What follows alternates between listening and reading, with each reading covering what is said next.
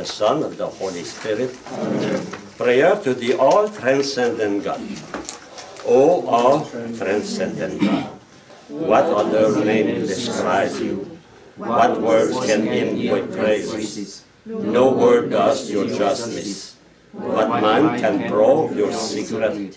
No man can encompass you. You are alone beyond the power of speech. Yet all that we speak stems from you. You are beyond the power of thought. Yet all that we can conceive springs from you. All things proclaim you. Those endowed with reason and those bereft of it. All the expectation and pain of the world coalesces in you. All things utter a prayer to you, a silent hymn composed by you. You sustain everything that exists, and all things move together to your orders. You are the goal of all that exists. You are the one and you are all. Yet you are not anything that exists, neither the part nor the whole. You can avail yourself of any name. How shall I call you, the only unnameable, all-transcendent God? And today is the feast of Our Lady of Lourdes. It is the International Day of Prayer for the sick. You can say Hail Mary for the sick, we know, and the sick who need our help. Hail Mary, full of grace, the Lord is with thee.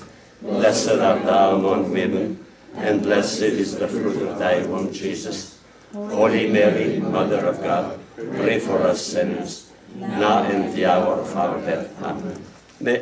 Mary, seat of wisdom, in the name of the Father, and of the Son, and of the Holy Spirit. So that prayer of Saint Gregory of Nazianzen is a summary of the class of philosophy of God. So you are invited to meditate that and to pray that prayer. So this morning I will reflect with you on the first part of the chapter 5. The first part is about the universal, the argument, the proof of God from the fact that majority, universally, men around the world, through the history, believe in God or in gods or in infinite power, something superior. Okay? So the general character of the argument, argument of universal belief, but also the moral proof, moral obligation.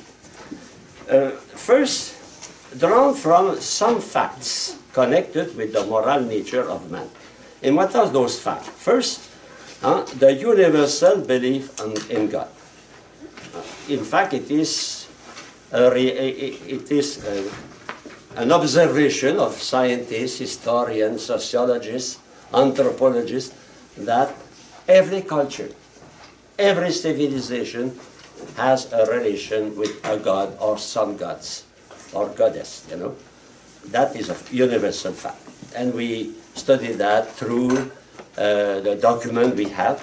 And when we have no direct document, we study through the way they buried their dead, you know. Because the way when we bury a dead person, if we believe in the eternity, then we give him what she needs or he needs to continue to exist after death, you know. So that is a proof of the existence of some eternal being, some being after death. No? Not only the immortality of the soul, the human soul, but also by the fact we offer many things to the gods in the tomb. It is to be well welcomed by those god and goddess after our death. Okay? And the second, the sense of moral obligation. The phenomenon of conscience is everywhere. Every man, and when a man has no conscience, then he is a delinquent. He is not normal. So that is a universal fact. We have to reflect from that. So today we study the first part, the universal belief in God. But those proof, moral proof, we call moral proof, have limits. We must be aware of the limits of those proofs when we use them. similarities with the physical argument. They are similar to some argument. For example, they cannot be taken all together independent of as independent proof. We saw that with the, you remember last class when we studied the designer. Huh? To recognize there is an intelligent being, intelligent maker, does not prove that he is the creator. So to prove that he is the creator, that he is God, for Plato he was the demiurge, the organizer. To prove that we have to use the metaphysical proof. Finally, that proof we study now has its value only if we go to the metaphysical proof. You know? I read the text. Huh? They cannot be taken as altogether independent proof, but must fall back ultimately on metaphysical principle, especially the principle of, what is a universal principle, the most used, sufficient reason. Huh? Sufficient reason.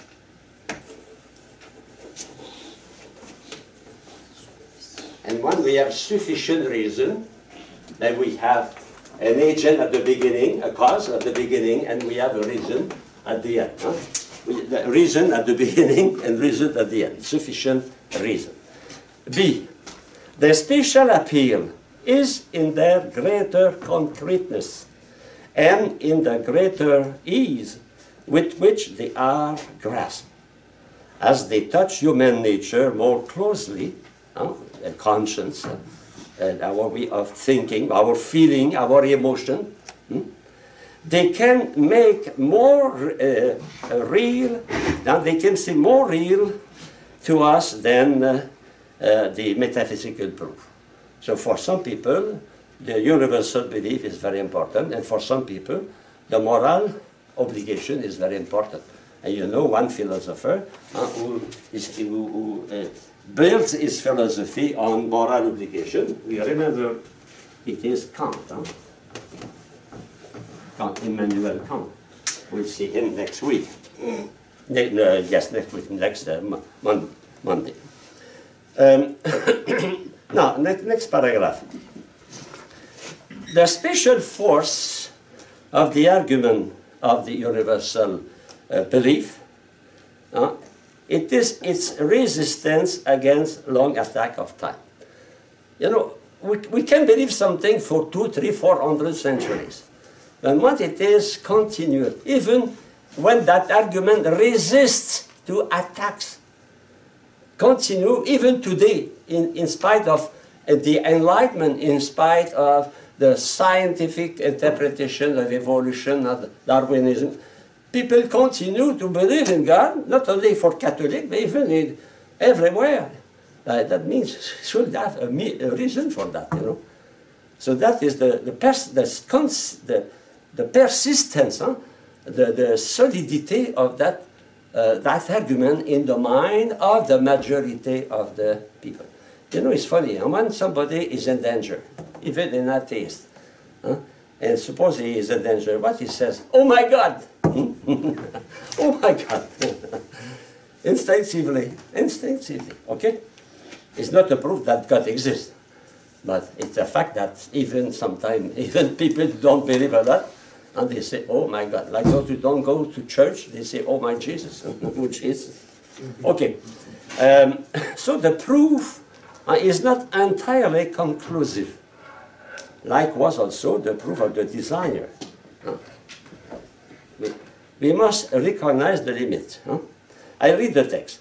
As a proof, the mere fact of the existence of a universal belief in the existence of God, even though the universality were absolute, that means even if every man on earth, without any exception, even that, which it must, of course, is not the case, because it's not true that everyone, but even if every man believe in God, will not be entirely conclusive.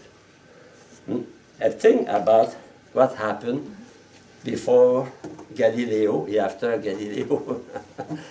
Our ancestors, for millions of years, men lived 3 million of years, according to scientists, 3 million. what was the center of the universe? Earth. And how was the earth was considered as a flat, a table, huh? Based on column, huh? On column. You read the Bible, you have that. Huh? It was the conception. And one about every man, there was almost a few rare, they thought otherwise.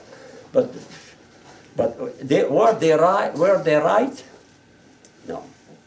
So even if everybody believe in God, is it sufficient to affirm that God exists? No. The number does not make the truth. Don't forget. Huh? The number is on the level of quantity, and the truth is the level of quality. Huh? So, but we can ask a question: why man during millions of years believe in a supernatural being, a kind of divinity, something? Why? And it did not stop. It continued. Even those who are atheists, sometimes they go to astrologists. No? Mitterrand, the former president of France, no? We know after his death that he consulted many times astrologists to take the right decision. You know, and even today in our society we have the cult of Satan. No? They adore the devil. They adore Satan. You know. That means, and there is a program on television every, I don't know if it exists now, but a long time, it was on Ghost Hunter, no? Ghost Hunter. And they are a company in the United States, you can call them. You say, oh, you know, I think I have a ghost in my house, and they will come with an instrument to check, to verify if there is a ghost, and what kind of ghost, etc. So, you know, even in a materialistic society, we continue to believe in the in the conjecture of astrology, you know. So that means it is almost in our nature. Why? Because we are a being of a relation. We are in relation with others, with our father, mother, sister, brothers, etc. But we are in relation also with the one who, the many, who produce me, who caused me, who caused the world. Huh? We call him God, or gods, or goddess. Huh? Goddesses, okay? So I go to the rectangle. Huh? Number does not make the truth. Hmm? In a democratic system, the majority of vote make legality, but not morality. Huh? Never forget that. Huh? So even if the majority of citizens are for abortion, for example, that make abortion moral. It's the same even if the whole world say God exists, is not a proof that God exists. But what we can say, if all intelligent people on earth, because every man is intelligent, huh, believe in God, why they believe in God? And when you say why they believe in God, now you come back to the proof of the existence of God we saw, you know. Because they must have a reason to believe in God. Why my ancestors believed that the earth was flat? Why because they have no means to verify the earth was a sphere. Huh? They were not able. They judged after what they saw. Huh? What they saw. Okay. Now next paragraph. The necessity. Huh? Thank you, brother. The necessity. Interesting.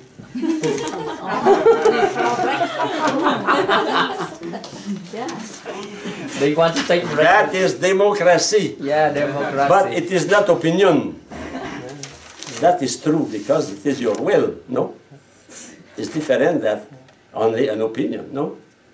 It is your free will. Here I see the free will of each one. Okay, so I will organize something. Sleep well on sick Somebody didn't want to be the one person. Nobody after, no? Yeah. Nobody. But if you want to change your mind, it's never too late. No? Okay, but I hope you did not sign your name because you saw at the top Bill Even. Huh?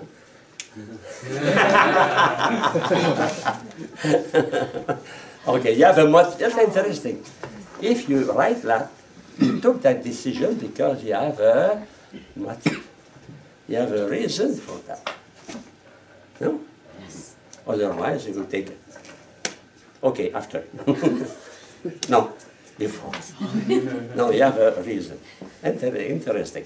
It's the same. If every student in the class signed for the same proposition, there must be a reason. If all people during the thousands of years believe in the existence of God or gods, but there must be a reason. And that is the principle of sufficient reason. And that we have to find. Why? Huh? Why? Okay?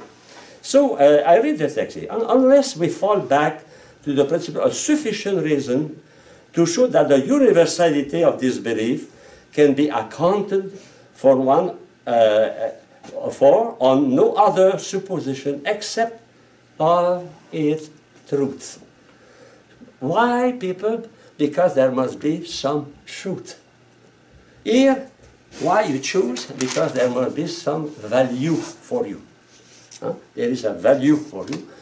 So here, if people believe in God for thousands of years, there must be a reason for that, a value, and that value is the truth. Because if it was not the truth, there would be no reason to. So that means the value of the argument is not in the number, it is in the truth content in this argument. So what is that truth? Okay, so only truth can create universality of being. So it is the truth of the argument that give the argument its values, and not the number of people for that argument. Yes, brother. What about like the arguments say like that our God is the true God versus others? Yes, people? but that is apologetic, huh? Okay, because but if you affirm that, you have a reason for that, a solid reason for that. You know, it is because you cannot affirm nothing without why, without a foundation in the reality, without something true. So we have to prove that is apologetic. Huh? You study that in theology. Huh?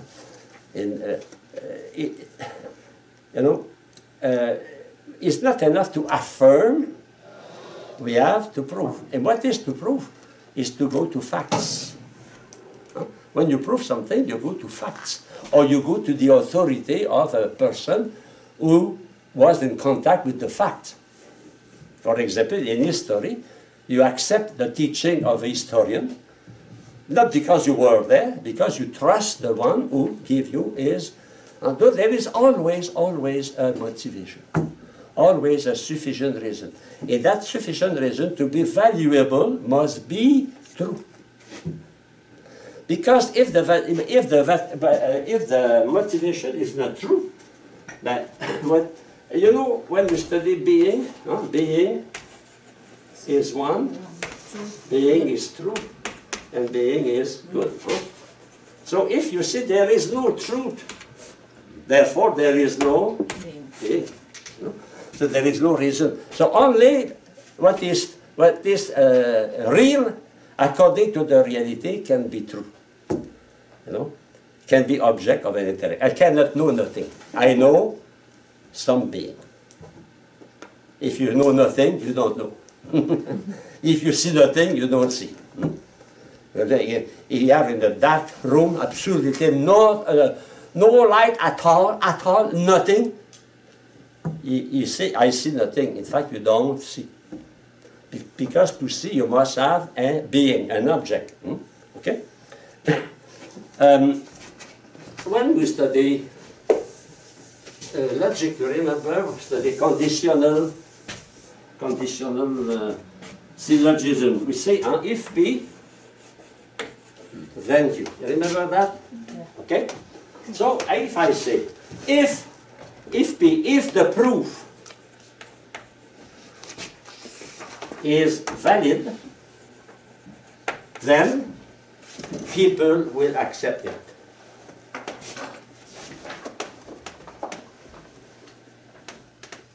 So, in fact, we accept an argument, but the argument is valid. So now you have two possibilities. You can say people accept. Therefore, the argument is valid. No. We don't know. Maybe, maybe not. And that is exactly our position here. We are in front of the universality of being. People accept that the proof that God exists.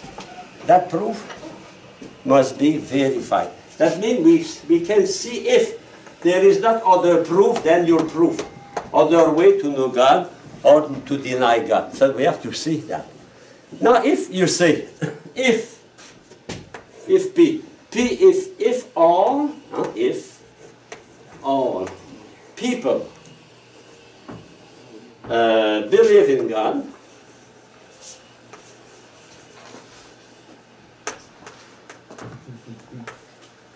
in God, then they I cannot read my I wrote. Yes, then the proof seems to be good. I have problem with my eyes since a few days. I have to to pray to Saint. What is the patron of the eyes? Saint Lucia. Lucy. So if all people believe in God, then the proof is valid. So if you change the approach of the reasoning, here we start from the proof is valid, therefore people will believe. If we start from all people believe in God, then the proof seems to be good. So, if I say they believe, therefore the proof is valid. So here you can play with the two syllogisms. We are in front of people, if people believe, because the cause here, the cause is the fact that the proof is valid. The proof is good, the effect is good. But we cannot start from the effect, the fact people believe, to affirm that their proof is good. If I change the approach, if I say all people is a fact, all people believe in God, then the proof seems to be good. They believe in God, therefore their proof is good. But what is their proof? That's another question. The two propositions, the two possibilities, you arrive to ask questions. Here we have to ask questions to see are the other proof of God, are they valid or not? And here you have to, if the people believe in God, the proof seems to be God, you have to verify, to check in the reality, to verify if it is true that all people believe in God. So what we are doing this morning, we are searching, in fact, what are the positions in regard of God, and if people believe in God, why they believe in God. In fact, the question is always why. We cannot believe if we don't have a reason. For example, now we have people who attack ISIS, but they have a reason for that. Those are accept to die for their faith, there is a reason for that. So my belief in God, even if it is from my ancestor, I must have a reason for that. Okay? So we go to page 2. Well, if we take the proof independently, separately from the other, the proof is not very solid. It's not very solid. So the solidity of the proof must be linked. The proof must be linked with other proof, especially with metaphysical proof. Otherwise, we cannot trust only the general opinion of people. No? We have to go further. Why their opinion is valid or is not valid. No? Okay. I go to 1 to 4. Those who believe in God and God continue to take care of the world, we call that theist, the theist. And the theists are attacked They are attacked, of course, by atheists. They are attacked by agnostic. And they are attacked by deists. In fact, we have many attacks. Huh? People, they say, your argument has no value. Well, because God does not exist. It is only an invention of man. You know, atheist. Freud, Nietzsche, and Karl Marx. Here. In fact, okay, people believe in God because it is their imagination, or if they search for consolation, or as Freud said, they search for a father, for a father. Other agnostic, in fact, they attack by denying, because, you know, remember, they say there is a separation between faith and reason. So if you cannot use your reason, you know only your faith, and your faith has no foundation. So, in fact, your faith is only a dream or a pure will without any reason, any foundation. And finally, even deists attack theists. A good example of that, the Freemason, Enlightenment, Voltaire. They attack theists because they don't accept that God continues to exist.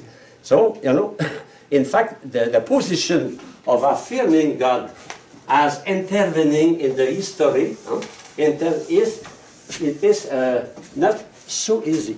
The universal belief had many enemies. So how we can explain that? In spite of those enemies, the universal belief continued to exist. How can you explain that today, in the 21st century, after the century of enlightenment, after the century of science and positivism, after all the discovery of modern age, from the typewriter to the iPad, men continue to believe in God. You know, the question continues to be the same. And constantly, there were attacks. Many attacks, fight against God, the existence of God. In spite of that, the belief continued to exist. Even in communist country, the most difficult country, the most tough country under communism in Europe was Albany. Albany. Not Albany, New York. Albany in the Balkan. Sister Saint Teresa of Calcutta comes from Albany. She was an Albanian. But they wanted to suppress any mark, any trait of religion, any trace of religion. They killed Muslims, they killed Christians, no faith at all. You know? Now, communism fell down, and now everything is surging. You know, why people continue to believe? So, if theism resists to those attacks, there must be a reason for that. And we have that 2.5. The position of theism is very strong. Well, the facts. First, the argument for the existence of God has been examined, criticized, attacked, and defended. That means the argument, you know, the people believe in God, but that argument, the reason why they believe in God, they were discussed, studied for centuries. Think about Plato, Aristotle, think about St. Thomas, you know. Those who were for, those who were opposed, like Democritus, for example, you know. B, the argument for the existence of God are not untried, and they are not untested, like the theory, which are offered as substitute. For example, evolutionism, materialist evolutionism, you know, that theory is an attack against the faith in God, because there is no desire for them. So that means there was a lot of difficulty of fight. There was not untried. It's not only a naive belief of the people. It's not a naive belief. They are not naive. Because for centuries, thousands of years, they have to fight to prove that God exists. Okay? C, the argument for the existence of God has been accepted by the best minds of all ages. It's not only the peasant and the lumberjack and the poor who believe in God.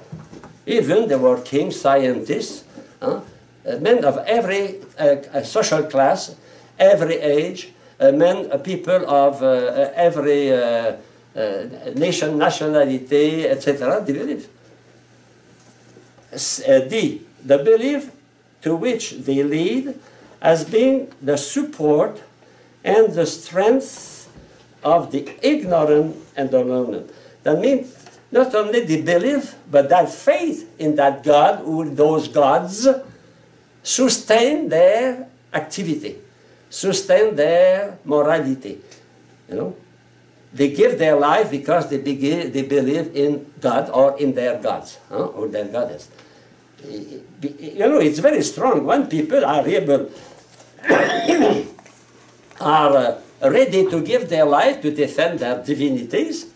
That means there is something valuable there, you know.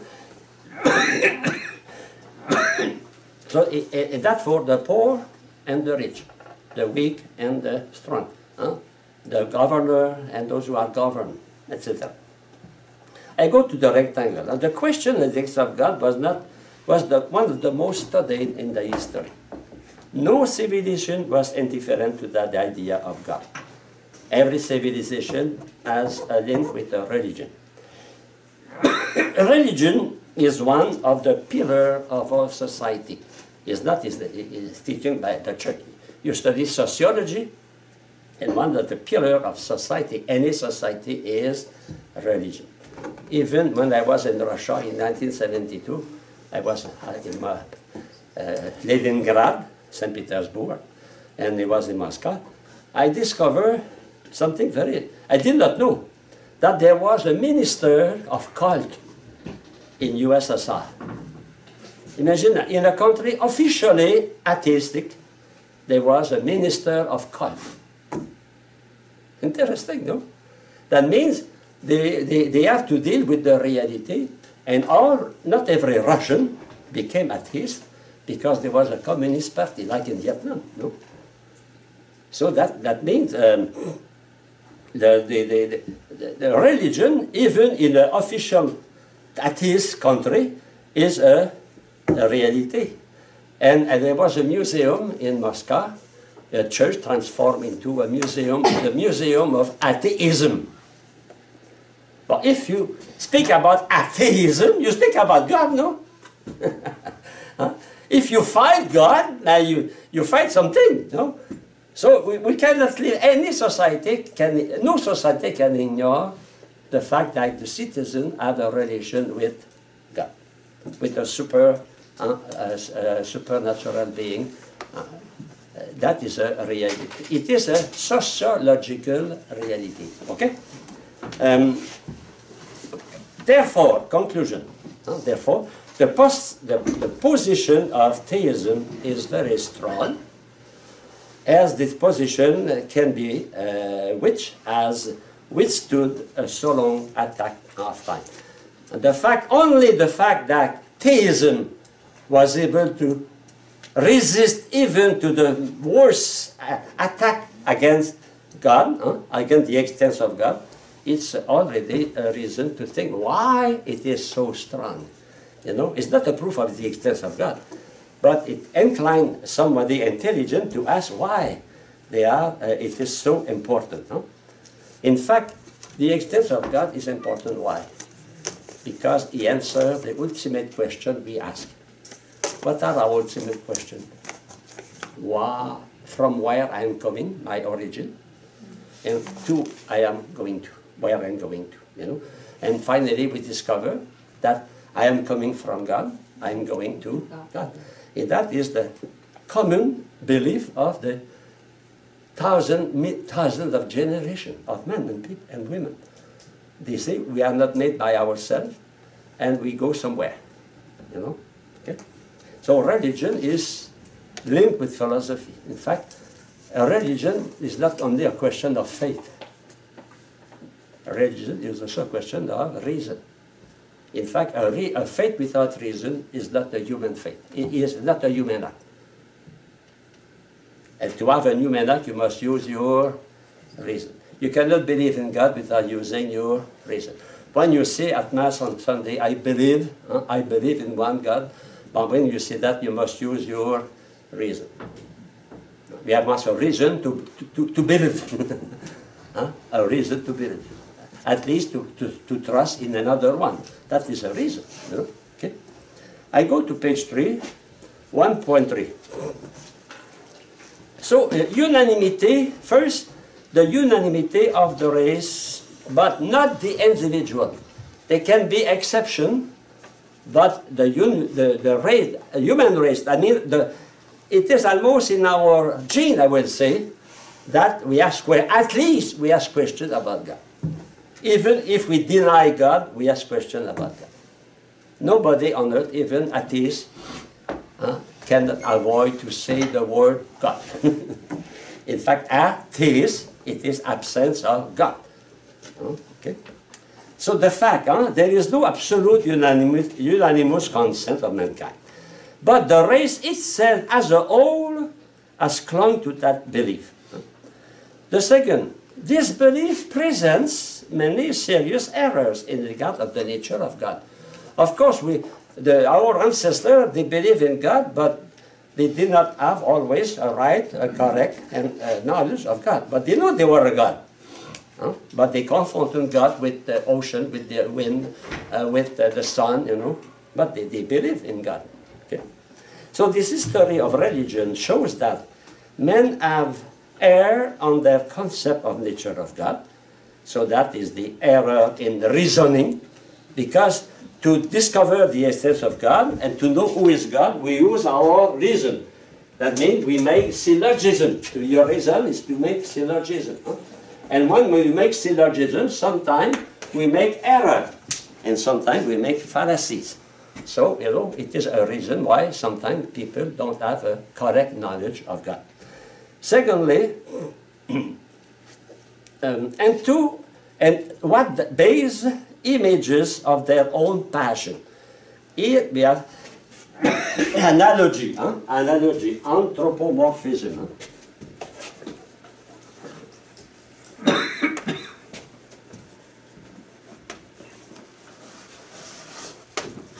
Anthropos, man, morphe, form. We give to the God the form of man. In fact, we compare the God to us. You remember, we said that we cannot know spiritual reality without passing through our senses. And we know spiritual reality by analogy. What is the best we can use to compare God? It is man. So we give to man, we give to God, or gods, or goddess, what we are. So that is why they give someone their qualities, their virtues, but some gods are also the vicious, you know. Bacchus. You know Bacchus? Or Dionysus in Greek. Bacchus is the god of wine, orgy. Why? Because people they take from the Roman life, the Greek life, and they say, oh, we have fun on earth, so in heaven, they have fun also. And the god of fun, the god of orgy, they call him Bacchus. Bacchus. Okay? But that is anthropomorphism. But that is, you know, every comparison is not perfect.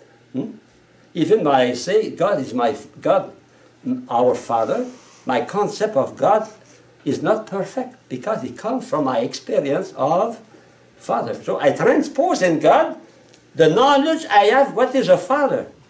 So if my Father is kind, is generous, oh God, but if my Father beats me every week, God,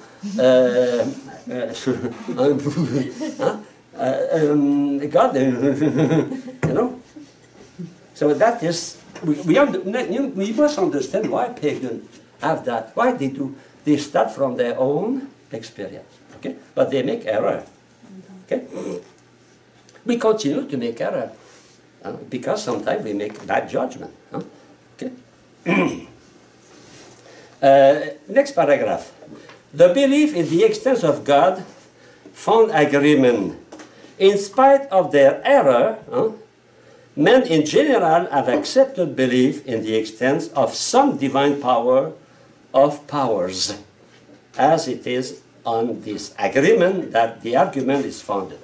So here you have a text of Joyce. But what is interesting here, it is to see that finally, even if we don't have a perfect idea of God, we have an idea of God, or gods. So that is, when we speak about the common belief in God, don't forget, it's not necessarily the pure act, God pure act. It is any kind of supernatural person, reality, able to lead my life, to conduct my life, to direct my life. Okay? The next page. So it is in the rectangle. It suffices that they have at least a vague idea of a supreme being. You know? A third line, because the supreme being is a living being, a personal, intelligent, man develop special relation with him. In fact, you know, why we believe in God? Why men through the whole history believe in God? Because of their intelligence. Because, you know, my intelligence asks questions. And I have a reason why, finally, I have to accept a supernatural. Imagine you are in 5,000 years before Jesus Christ. You are with your sheep in the field, and suddenly you see the thunder coming, light, and what do you feel? You say, oh, there must be a, oh, have pity on me, you know? So the people all the time, if they think God exists because they are intelligent, I will say to believe in God is a proof of intelligence. I don't say that not to prove God is an absence of intelligence. But it is the fact we ask questions. And we ask the most important question. Who is at the beginning? Who is at the end? In fact, man is naturally a metaphysician. Because man had naturally asked the ultimate question. And that expression, or ultimate question, are situated, are now, remain in, we call, religion. Because in the religion we find the author of life at the beginning, and we find the end of life at death. And that both are in the same. You know, we depend on one God or many gods, like for example the Indian in North America, and they said the good Manitou, the bad Manitou. The Manitou was the good spirit, and the bad Manitou, the bad spirit. You know? Like St. Augustine when he was with the Manichaean, the god of evil, the god of good, you know, the two gods running the business of the earth. So, in fact, when I know God, when our ancestor knew God, caveman, for example, he realized that there is a God, he offers sacrifice to God, he prays to the God, he offers even human life, being to God. It was exactly what we call religion. What is religion? A religion, it is the verb religare, to be together, to legend, to read or to link. To link.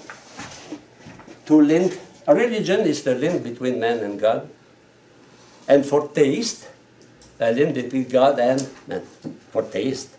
Because for taste, God continues to take care of us. For taste, that aspect is not accepted. So that is a religion. And when we have a relation with God or gods, we try not only we know they exist, but we try to know who they are. And we gave them names. So in the antiquity, we have many gods. In fact, when you look at the different gods of many tribes, they correspond to the attributes of God, the attribute of the power of God. Or we divinize the effect of the power of God. We divinize the ocean, we divinize some animal like the fox because it's powerful, you know. Yes. Father, what did you say foretaste was? Pardon? What, did you say foretaste earlier? No, for atheists. Oh, For atheists. I For was like, atheists. what is foretaste? Okay. No, for Okay, cool. atheists. Excuse me. My French accent. No, my bad, I'm sorry. Okay, no, don't be sorry. Okay, so number 1.4, page 4. The belief not according to appearance.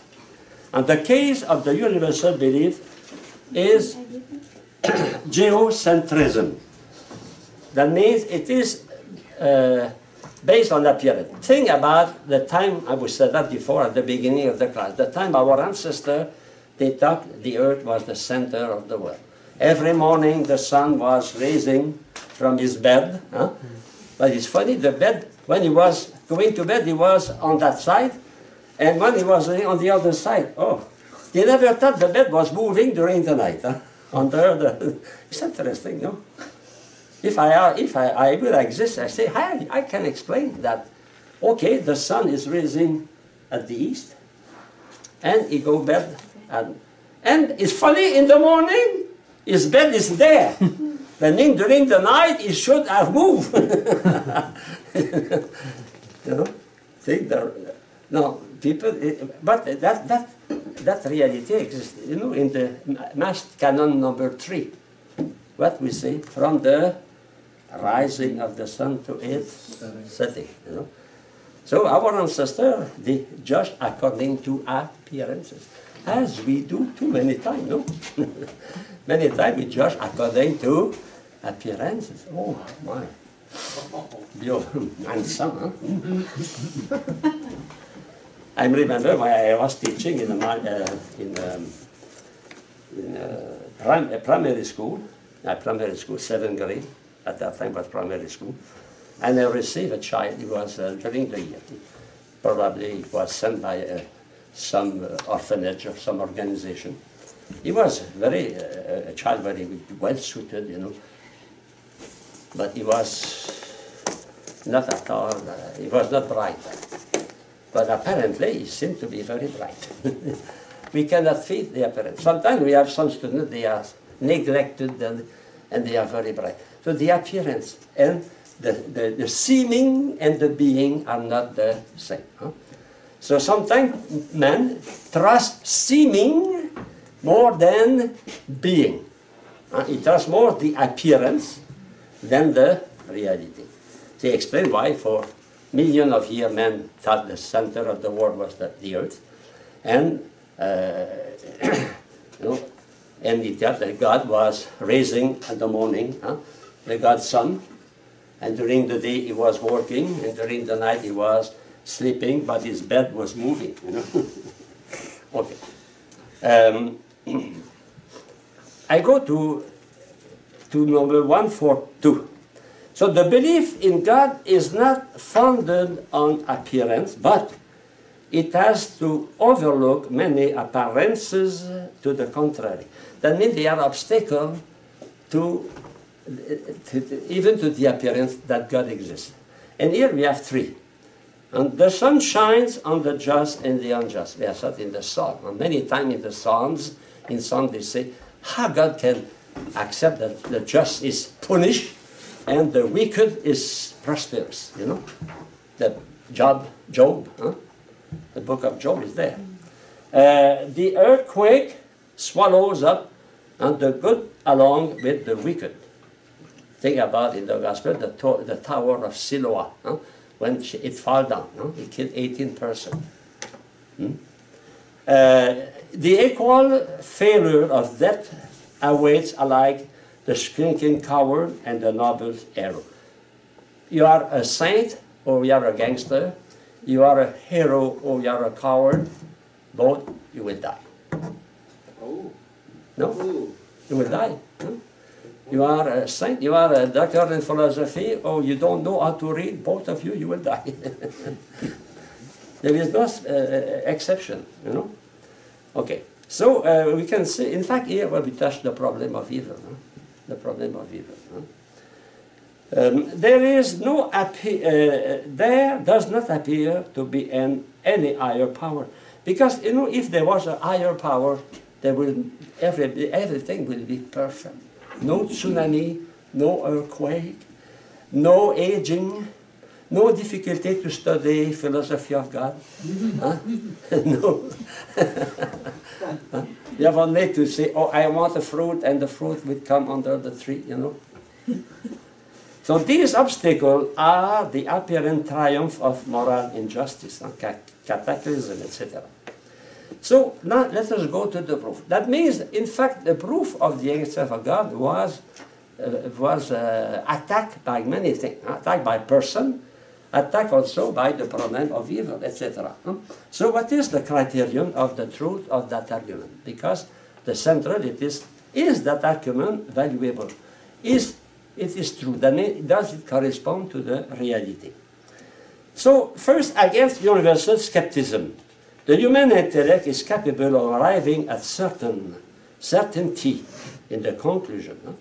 If its judgment and inferences are made according to evidence. You know, evidence, it is when I know the truth, the thing directly, or I can trust a witness telling that, or I reason about something. And made without undue influence of the will. So that means I know through my reason and not because of my will first. That means, you know, I can believe only through my will. We call that fanaticism. Or when it is not a fanaticism, it is a blind faith. You know, I believe by blind faith. And for some religion, the perfect religion is to believe without reasoning. I believe because I have to believe. Like Kant, what he said, to practice duty because it is your duty, without any other reason that you do by your duty, you know, only duty. No? Okay? So the affirmation of the capacity of the human mind to know the truth. That means I can know the truth without forcing my mind to accept that. 5 plus 3 equals 8. That is the role of your mind. It's not the role of your will. It's not your will. They say, you know, believe that 5 plus 3 equals 8. Believe that. No. Because for someone, the faith in God, the belief in God depends only on faith. Someone, they say, faith, you remember agnostic, but they say, we cannot not go God by 3 reasons. But you can believe in God if you want by your will, faith, you know, not by reason. Okay? So therefore, when we find a belief prevailing, we can be confident of its truth. When something is prevailing and without good reason, we can say that is good, not because I will that is good, or somebody will that is good, but because it is good in itself.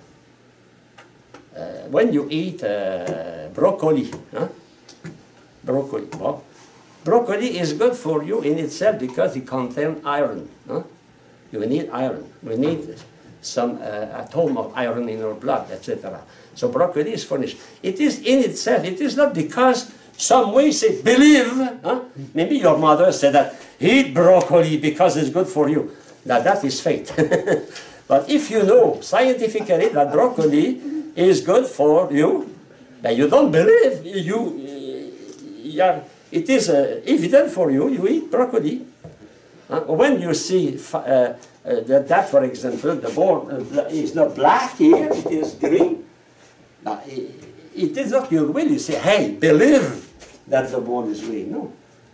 So when the universal belief in God is made not under the will, but under a motive of reason, we have great reason to accept the value of that argument. And that we have to prove that, because someone, they say, you know, people believe in God because they were obliged to believe in God, because the king forced them, because the priest induced them into error. We see that in a few minutes. So they are made without undue influence of the will. When I reason, every man is mortal. Dictators are men, therefore dictators are mortal. It is only my reason, it is not my will. You know? So it's the same for the belief on God, universal belief. It is not a question of will. It can be. In some country, they have no choice. They must be Muslim. If they are not Muslim, they are killed. You know. But in fact, when I believe in God and in the universal consent, it is because people, through centuries and centuries, they follow something coming from their reason. So their belief in God was founded on their reason. Of course, there can be faith also. Faith does not oppose reason. Okay? Because we trust the truth of what we accept. To accept the truth of something, we must accept a being under the truth, because the truth is always with some being, some facts, some reality. Okay? It's not a pure invention of your mind. It's not a pure decision of your will. There must be a reason for that. It is what we say here. If it is possible to show that nothing but the evidence of the truth in the mind can explain the fact that men during centuries believe in God. The truth in the mind, the truth. It is the truth itself, and not the will of men, of any man, other men than you, or yourself, through will, you will. So the why people believe. The most important, it is not only people believe, it is to see why they believe. So we have to explain why the belief in God persists, continues, subsists, in spite of the attacks during centuries. Maybe people are stupid to continue to believe. Sometimes they say that you are naive, you believe in God, you are a kid. Only kids and women believe in God. You know? Men don't believe in God. Because we are reasonable. Those who are not reasonable, they follow their feeling and not their will. Okay? Next paragraph, page 5. So let us study the argument itself. So the major premise, there is a belief which is not according to appearances, and which is found prevailing universally among men in all ages, and accepted by men of all degrees of ignorance and enlightenment. That is the fact. We summarize what we said since the beginning of the class. Can be accounted for only on the supposition that is a necessary conclusion of human reason itself, and therefore true. Because when a conclusion is necessary, because the conclusion is founded on truth. And then we have a middle term, and we have a predicate. In the minor, the fact. What is the fact? Now, the universal belief of God, the universal belief in the existence of God, that is the subject of the conclusion, is a belief which is not according to appearance, etc. That is the middle term. So here, in the middle term, it is what we expressed just before. The first part of my class, in fact, was to explain the middle term. Now, the conclusion, the universal belief of the existence of God must be accepted as true. And consequently, the object of this belief is the existence of God as the maker and the ruler of the universe must be a fact. Because when we believe in God, we believe a supreme being, organizing the maker of heaven and earth. Okay? So in the proof, the major proposition, what we can see? A necessary conclusion from the principle of causality. A constant and uniform effect must have a constant and uniform cause. If for a million of years, men believe in a supreme being, it is constant, it is uniform, there must be a constant and uniform cause for that. There must be a constant reality. But human reason is the only constant and uniform cause that can be found in the multitude of witnesses of this belief. And when people through all generations affirm the existence of God, they witness to the existence of God, it is because they are intelligent, because they find a cause for that, a reason for that. Okay? Therefore, the universe must be founded in the human reason itself. If people believe in the existence of God in a universal way. It is founded in their own human reason. Okay? And therefore, the universal belief, okay, and we must eliminate the other causes. Well, when we study, if P, then Q, and we say Q, okay, now you have to see the different possibility. What are the objections? The first objection is fear, and desire, fear. Okay, people believe in God, they are afraid.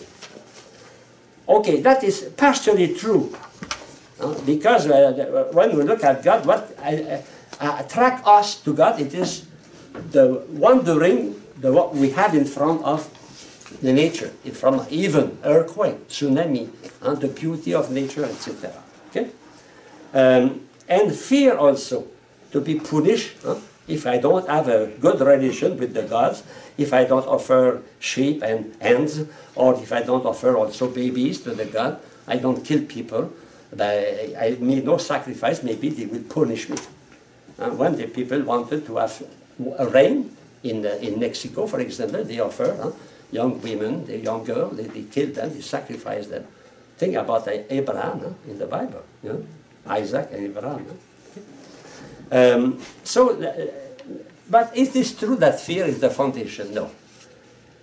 Because ignorance of the laws did not continue. We know now, we can explain what is thunder, for example. We can explain what is tsunami.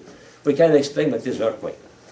Secondly, ignorance of the laws, okay. Primitive belief engendered by fear is such a condition of ignorance, but will not resist to the criticism of knowledge progress. So when we become more learned, we don't accept to be afraid by earthquake or by, no, we know that we can explain. We don't attribute everything to the vengeance of God. For example, snowstorm.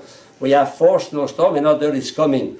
God is punishing us, you know. Well, you're a scientist, well, it's not a punishing. It's scientifically explainable. We can explain that, okay? 3, but it is a fact. Believe in God has prevailed, even if people become learned and enlightened. Even today, we can be a scientist, we can be a learned man and continue to believe in God. The belief in God is not only for ignorant people or those who are afraid. So that could answer the second question, ignorance and superstition. So ignorance and superstition cannot continue when we study, especially physics, chemistry, biology. We know the science of nature. Now we are not. We don't believe in God only because we ignore. I will say we believe in God because we know. It is marvelous to study the functioning of the human being and to say that is coming from God. You know, is indeed a desire, a hope for Karl Marx.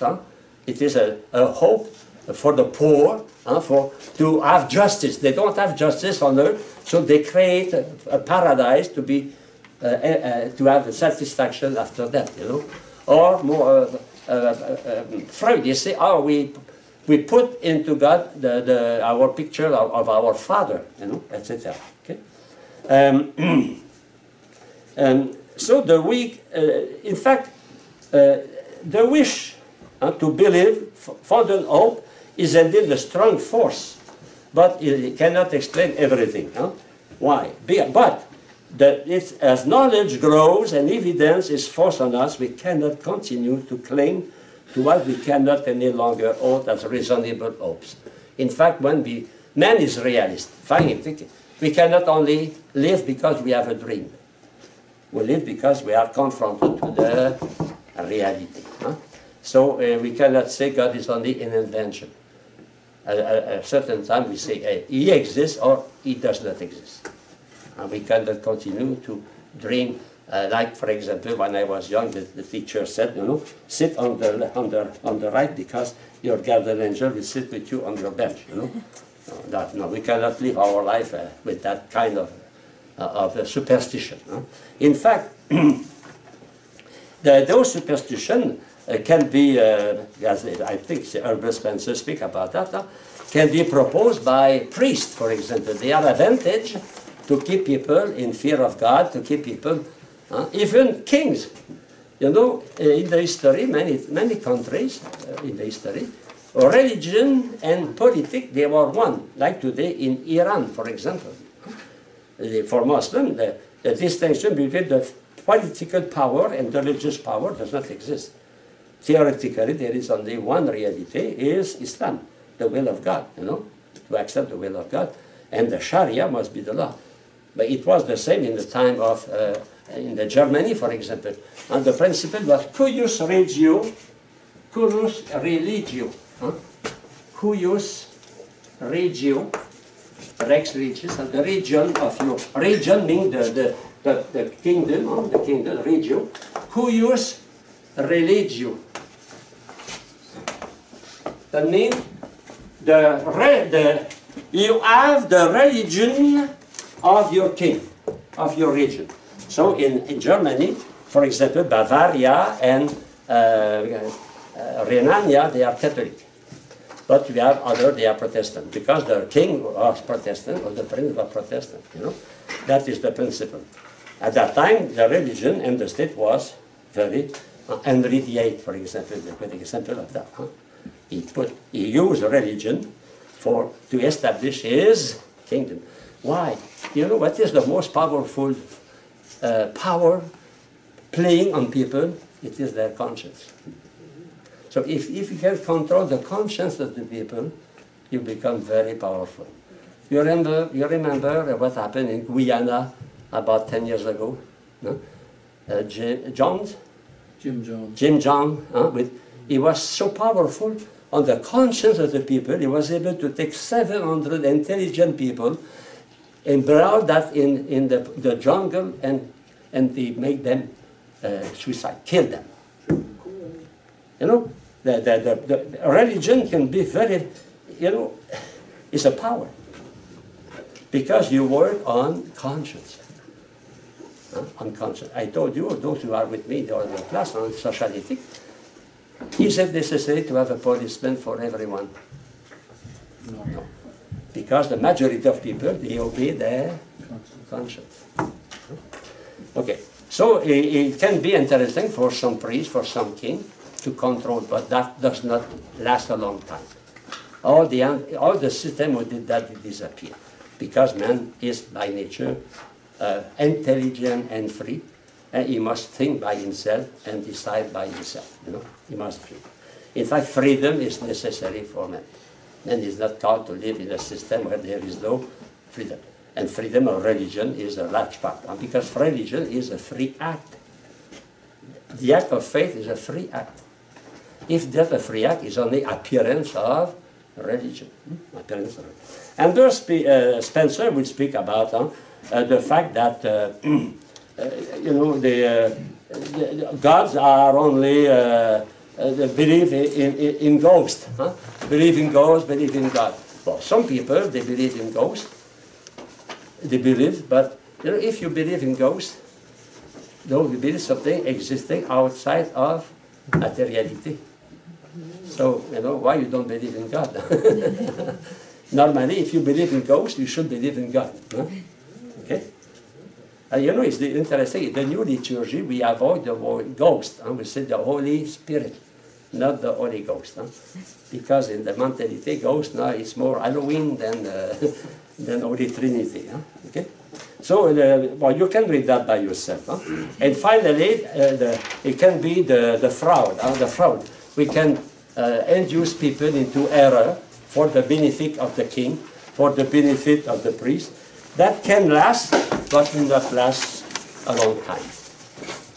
People react against a religion when the religion is imposed and there is no freedom. Okay, so you have the material to prepare the next class. It will be the last class on the proof of the existence of God from the moral proof. And that proof is important because it is used also in ethics. So have a good weekend. Thank you.